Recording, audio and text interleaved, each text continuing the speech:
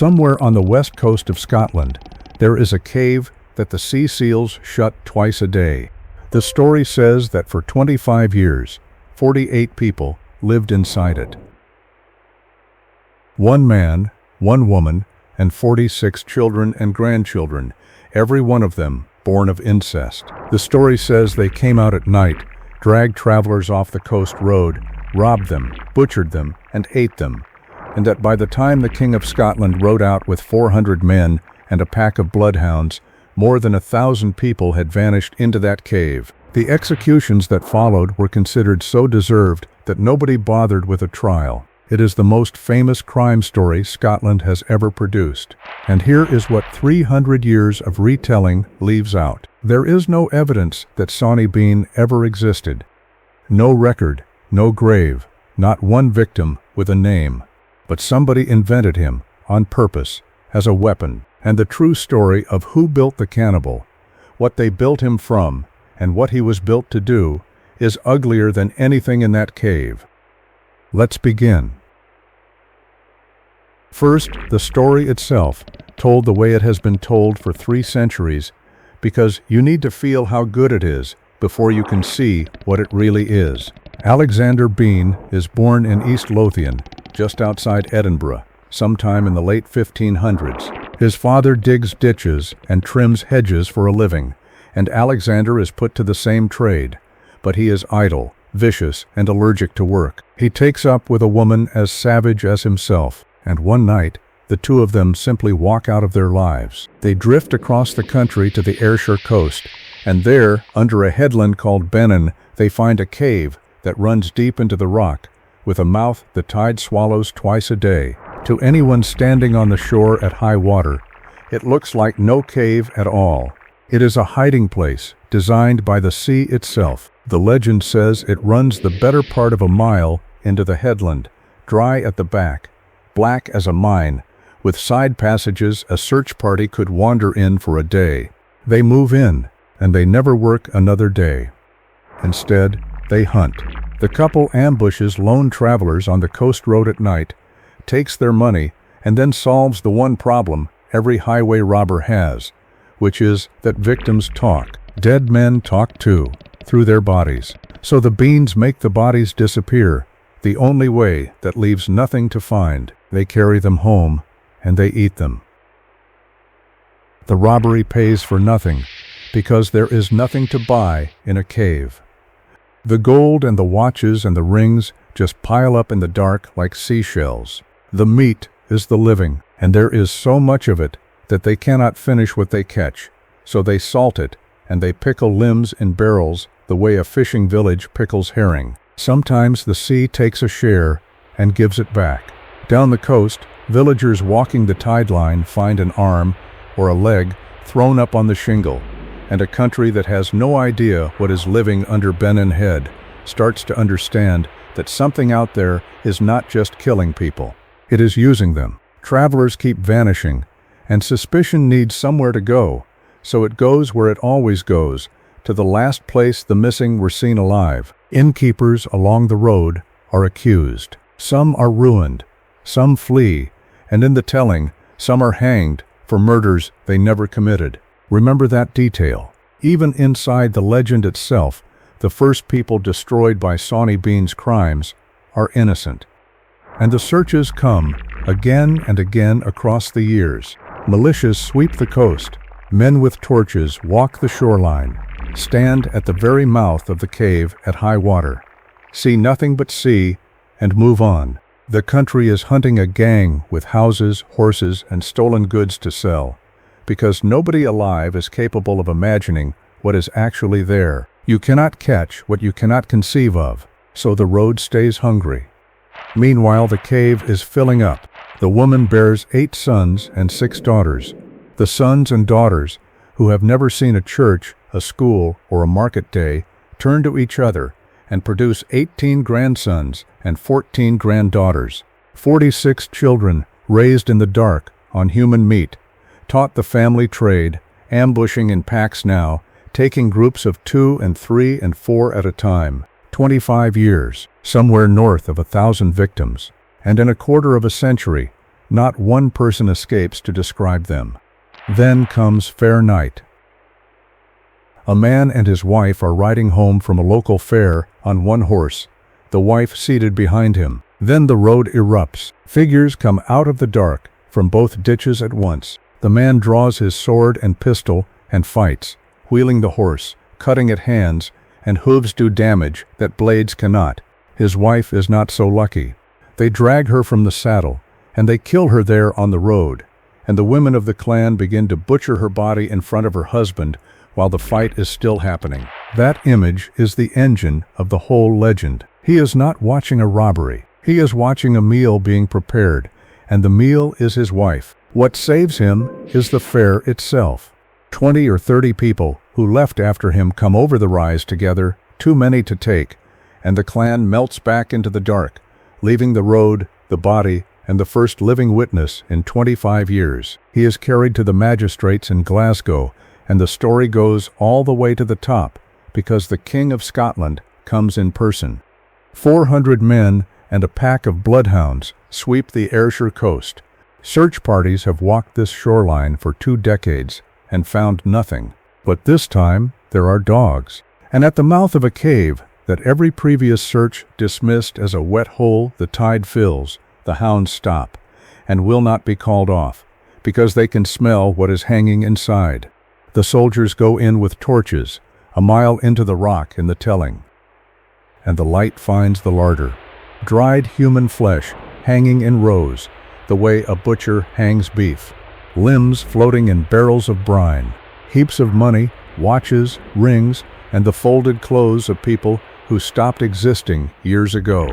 The clan does not even fight. All 48 are taken alive and marched to Edinburgh, while crowds gather along the road to see what has been living inside their country. They are held for 1 night. There is no trial.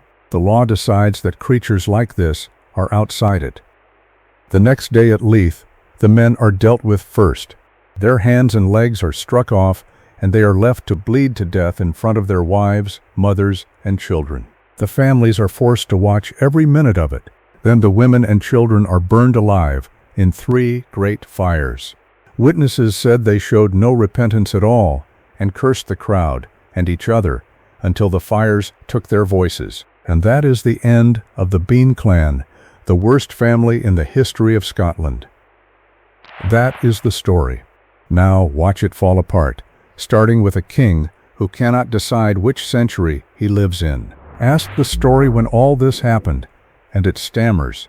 The most common version says the reign of James VI, around 1600. But the oldest printed versions say James I of Scotland, which is the early 1400s. That is a 200-year wobble. Real events do not wobble. Real events leave paperwork, and Scotland's paperwork from both of those centuries survives in bulk. So this is not a burned library problem. Go to the paperwork. You have to understand what kind of country Scotland was on paper. This was a nation that wrote things down with almost religious mania. Kirk sessions recorded parishioners for missing church and for gossip. Burgh courts recorded the theft of a single cow. The Privy Council Register recorded witch panics, border feuds, and grain prices. Executions in Edinburgh were public theater, with accounts kept. Now do the arithmetic the legend is asking you to accept. 1,000 victims in 25 years is one human being, taken roughly every 9 days, from one short stretch of one coast road for an entire generation. And that road was no wilderness trail. It linked market towns and ferry ports, and it carried packmen, drovers, and pilgrims every week of the year. Every one of those missing people had a family, a market they never arrived at, a ferry they never boarded, and across a generation of records, in the most document-obsessed corner of Europe, the number of entries about it is 0. No missing persons crisis, no pattern noticed, no sermon preached on it, and in a country that turned every second murder into a ballad, not one line of song. This is the culture that produced the border ballads, that sang about every feud, every hanging, and every drowned lover on every river in the country. Scots balladed grief the way other nations buried it. 1,000 eaten neighbors would have been sung about for 400 years. Instead, silence. The greatest mass execution in Scottish history, 48 people butchered and burned in a single day at Leith in front of thousands, and no clerk in Edinburgh thought to mention it. And think about who is supposed to be on the throne in the most common version, because this is the best part. James VI was the most self-documenting monarch Scotland ever produced. When he became convinced in 1590 that witches had raised storms against his own ship, he did not send a deputy. He sat in on the interrogations at North Berwick personally. Then he wrote and published an entire book about demons under his own name. Every step of that panic survives on paper. So you are being asked to believe that this same king personally led 400 men against the worst crime family in the history of Europe, presided over the most spectacular execution his country ever staged, and then he, his clerks, his church, and his printers all forgot to write it down. Kings do not forget their own triumphs. Their scribes are not allowed to. So where does Scotland's most famous murderer actually come from? Here is the answer, and it is the hinge of this entire video. The first time the name Sawney Bean appears anywhere on the record of human history, it is not in Scotland at all. It is in London, in cheap English broadsheets and chapbooks of the early 1700s, printed 300 years after the supposed executions and 400 miles from the cave. By 1734, the tale has a home in Captain Charles Johnson's famous London catalogue of Britain's most notorious highwaymen and murderers, shelved between real criminals with real trial dates.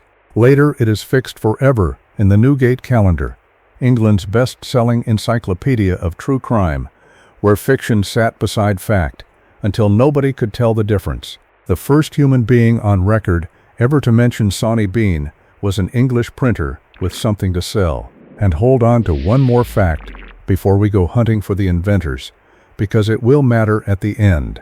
The cave is real. It sits under Bennon Head today, and you can walk into it at low tide. And in all of recorded history, exactly one person has ever actually lived in it.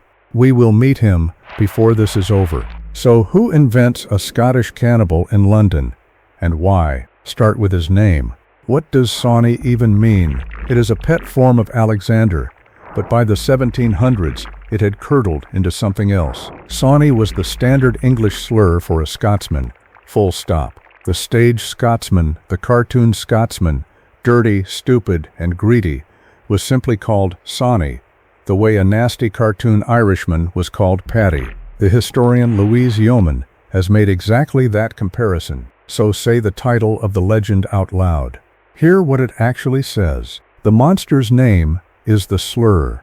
It is a story called The Scotsman Who Eats People. That is the confession. Now look at when the printers were selling it.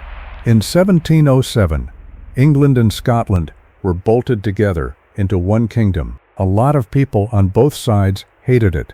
In 1715, and again in 1745, Jacobite armies marched out of Scotland to put a Stuart back on the throne, and in 1745, that army got within 130 miles of London before it turned back. The capital panicked, and when a country panics about an enemy, its printing presses go to work, turning that enemy into something less than human. Walk past a London print shop window in 1745, and you can see the campaign in a single image.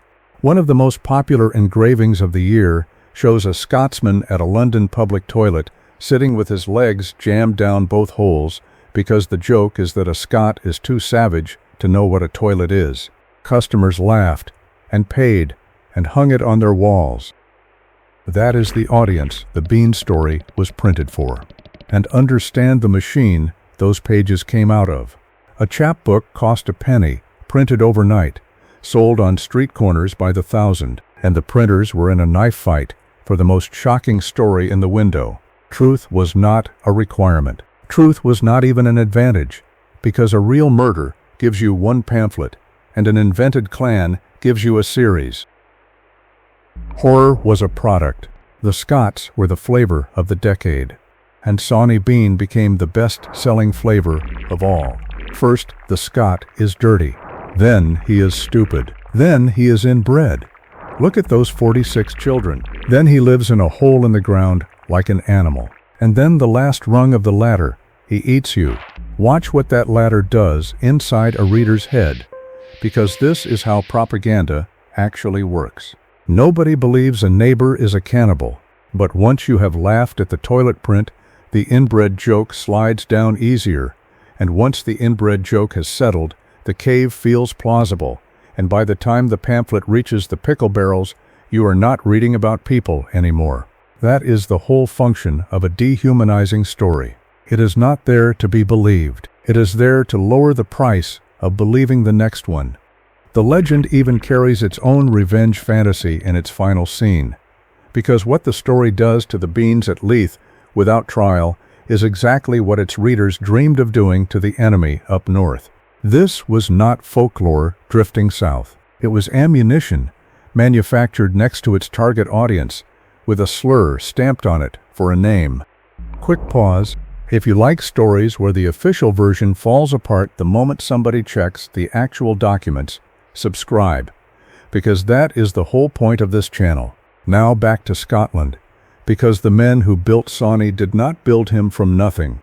Scotland's own chronicles really do contain man-eaters, and one of them left behind a little girl. To find the real man-eaters, you go back before the printing press, into the chronicles, and into the hungriest years Scotland ever lived through. In the 1340s, the country was still bleeding from decades of war with England, when the harvests failed on top of it. Famine does things to people that peacetime cannot imagine, and the Scottish chronicle tradition remembers it. Out of those years comes the first documented monster in this story, and unlike Sawney, he shows up in the record within living memory of the events. His name, in the tradition, is Andrew Christie, a butcher from Perth. When the famine bites, he falls in with a band of starving men in the passes of the Grampian Mountains, and because he is a butcher, he becomes useful in the worst possible way. The band begins ambushing travelers on the mountain tracks. Christie rides at them with a long iron hook, a cleek, hooks them out of the saddle the way you would gaff a salmon out of a river, and the band eats the horses first, and then the riders. The chronicle tradition that preserves him was being written down by the early 1400s, close enough to the famine that grandparents could still check it. And here is the detail that proves how deep he cut into the national memory. In the story, Christie is never caught. He slips back into society under another name and dies in his bed. So Scottish mothers kept him alive instead, as a bogeyman, for 500 years. Misbehave, and Christie Cleek will come for you, hook first. An early historian of Scotland adds a second entry to the file, a robber and his own daughter who fed on children.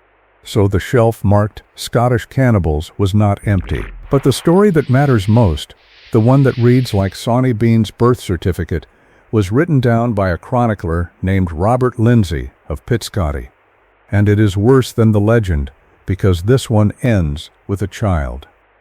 Pitscotty is writing in the 1570s about the reign of James II, and he records that around the year 1460, in Angus, in the countryside behind Dundee, a brigand was captured along with his entire family. The family had been living wild in a wooded ravine, and they had been stealing travelers and stealing children and eating them. The chronicler preserves one detail with a butcher's coldness, that the man judged the younger children, the more tender meat. For this, the sentence was total. The brigand, his wife, and his children were all burned together, all except one, because the court ran into the question no law book covers. What do you do with the baby? A baby girl, 1 year old, too young to have eaten anything, too young to know what her family was. The court spared her. She was carried to Dundee and fostered there, raised among ordinary people, in an ordinary town, as far from the ravine as charity could put her. And then Pitscotty writes down what happened when she grew up. When she came to womanhood, she was condemned for the same crime as her family and sentenced to be burned alive. The chronicle never explains it. It does not say what she did, or whether she did anything at all, or whether Dundee simply decided that what was in her blood had to burn. That silence has been sitting in the record for 4.5 centuries. Nobody has ever closed it. What the chronicle does record is the execution. So stand in that crowd for a moment.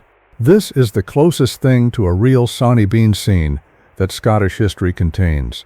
A huge crowd gathers to watch, and Pitscotty notes that it is mostly women, and they are cursing her, screaming at the girl being walked to the stake, and the girl turns on them.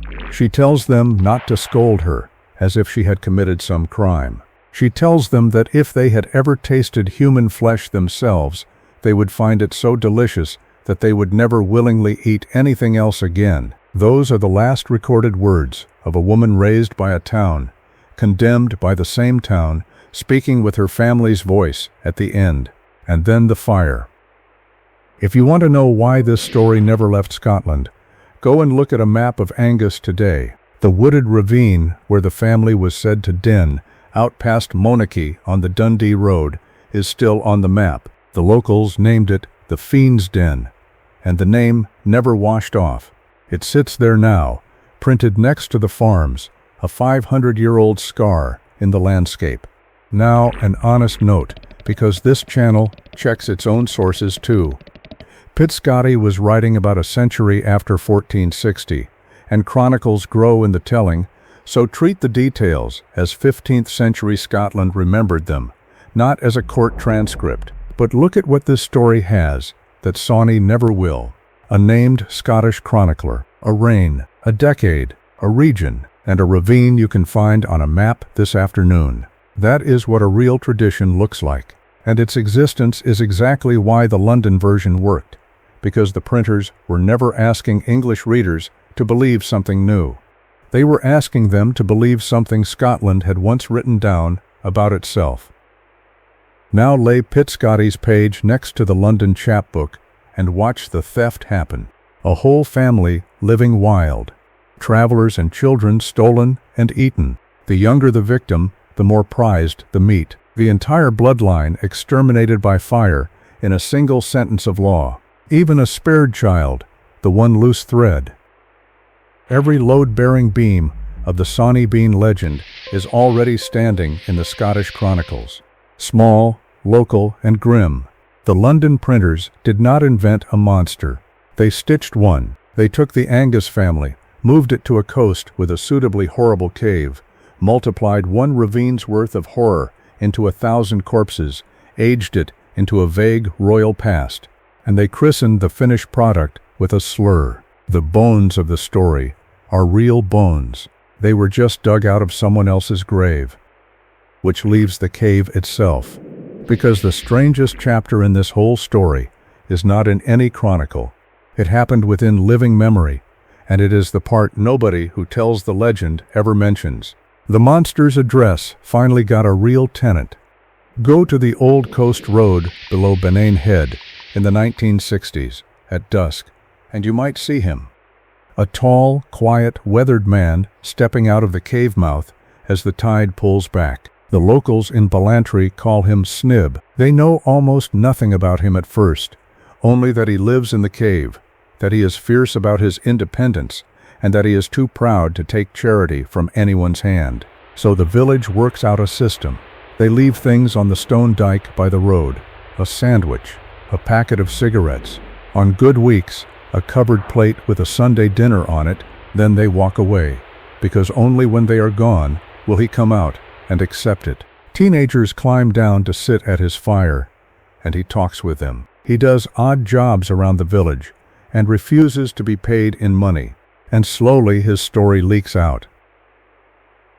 His real name is Henry Ewing Torbett, and he had been a bank clerk in Dundee, a man with a desk, a salary, and by local accounts, a fiancée. And one day he walked away from all of it and chose a cave that a legend had filled with corpses. Dundee again. The same town that raised the brigand's daughter raised the cave's only real resident. History does not plan echoes like that. It just leaves them lying around. Torbit lived under Benin Head for roughly 20 years through Scottish winters, in a cave whose front chamber runs wet because the sea still reaches the mouth at high tide. Hold that fact up against the legend for a second, because it is a debunk you can touch. You were asked to believe that 48 people, including a rolling supply of infants, lived healthy and hidden for a quarter century in a hole that floods twice a day. One frail man in the 20th century, with a village quietly feeding him, is what surviving that cave actually looks like. The place carries one more oddity nobody can explain. Sometime in the 1800s, somebody walled up its front with 5 feet of rough masonry, complete with a doorway and a window, and no record survives of who built it or why. Even in reality, the cave cannot stop being a mystery. Torbit died in 1983. And then the people of Ballantrae did something that no one in history has ever done for Sawney Bean. They grieved. Money was raised by public subscription, and a local man carried stones up from the shore and built a memorial cairn that stands near the cave mouth to this day, raised in memory of Snib. Meanwhile, for decades, the official Ordnance Survey maps of Britain had that same spot printed and labeled as Sawney Bean's Cave, a historic site, the state's own cartographers certifying a man who never existed. The only human being the cave ever actually held got a pile of stones from people who loved him. The fiction got the map. The fiction got a great deal more than the map. In 1977, a young American director named Wes Craven was looking for a story about civilization meeting its opposite, and he found the Bean legend, and he openly built a film on its skeleton.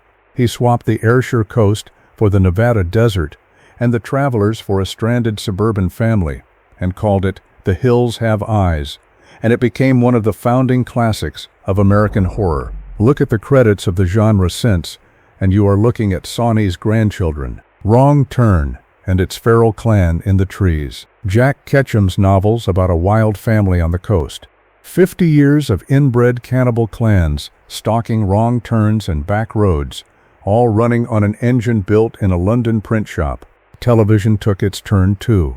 When the X-Files aired an episode about an inbred family defending its bloodline on a lonely farm, viewers called it the most disturbing hour the show ever made, and critics traced its ancestry straight back through the same legend. And back home, the monster went into the family business, which was always money. The Edinburgh Dungeon performs him for tourists. The Ayrshire coast signpost him. Travel writers sent visitors down the abandoned coast road to photograph the cave, and over the years there have even been proposals to build the legend a proper visitor attraction, a business plan for a man who never drew breath. 300 years on, the product still sells. Tourists hear a campfire story. Horror fans see the ancestor of a genre. Historians see something else entirely. A 300-year-old smear campaign that outlived its authors, outlived its politics, and outlived even the memory of being an insult. And somewhere in your country's folklore, there is a Sawney Bean of its own, a monster everybody knows and nobody has ever checked. Go and pull its record sometime and tell me in the comments what you find, because silence in the archive is usually where the real story starts. So remember what is actually buried under this legend: a famine and a man with an iron hook, a ravine outside Dundee that still carries the devil's name on the map, a girl at a stake telling the crowd the one thing it could not bear to hear, a London print shop turning a slur into a bestseller while an army marched south, and a quiet bank clerk from Dundee, the only soul the cave ever sheltered, with a cairn of beach stones standing over his memory. Because here is the final count. Sawney Bean never ate anyone. The story did the eating. It fed on a nation's reputation for a century. It fed the printing presses of London through 2 rebellions. It has been feeding Hollywood since 1977. And tonight it fed this video. You watched to the end. It fed on both of us. Maybe the brigand's daughter was right about appetite after all, just wrong about the meat. Once a crowd has tasted a story like this, It never willingly eats anything else. The English printed a monster to humiliate Scotland, and 300 years later, Scotland charges the English admission to see him. Down at the bottom of a wet cave in Ayrshire, next to a cairn built for a kind man, the joke has finally landed on the people who wrote it. One last thing. The Sawney Bean clan never existed, but an isolated family hiding from the world for generations, feared by everyone nearby, while everyone nearby chose not to look. That really happened, just not in Scotland. It happened in Canada, in the hills above a postcard valley, and it is one of the darkest true stories this channel has ever covered. The full story of the Goler clan is on your screen right now. I will see you there.